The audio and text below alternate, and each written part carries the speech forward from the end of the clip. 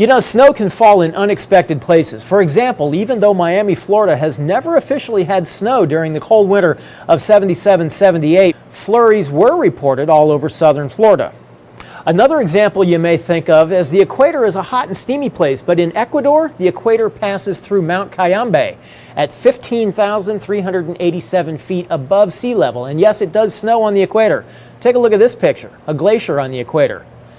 Now, I think Steve Horstmeyer has dug himself out and he's back in the weather lab with another place you may not think it snows. Listen, here's a hint. Hi, I'm Steve Horstmeyer. Hear that great music? Does that tell you what island this may be?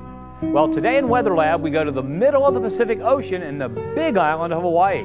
The Big Island is made of lava from 5 overlapping volcanoes, and the tallest, Mauna Kea, tops out at 13,796 feet above sea level. This peak right here is Mauna Kea. It's the tallest mountain in the world at 35,000 feet. It's just that most of it is below sea level.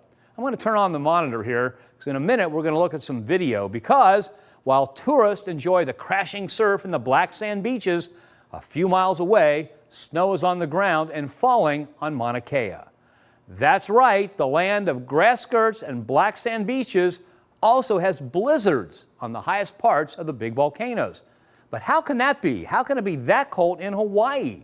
Well, it's because the Earth's surface is responsible for heating the air. And at the level of the mountain summits, there's only a small amount of surface of land to heat the air there, so there's less heat up there and it's colder.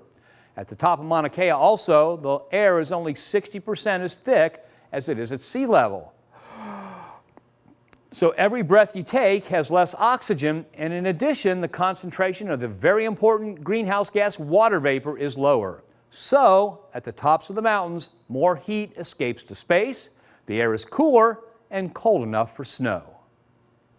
That's it for the Winter Weather Special. Thanks for joining me here on Fox 19. If you want to keep track of weather when we're not on the air, you can always use the Storm Tracker weather app. It's available for the iPad, the iPhone, your Android operating system, and it's free. You can also join us anytime on fox19.com. Now, before we go, I'm going to give a special shout out to Art Williams, who did all the special effects for those weather labs. He did a great job at that. On behalf of Katie Morgan, Frank Marzullo, Jeff Creighton, and myself, good night.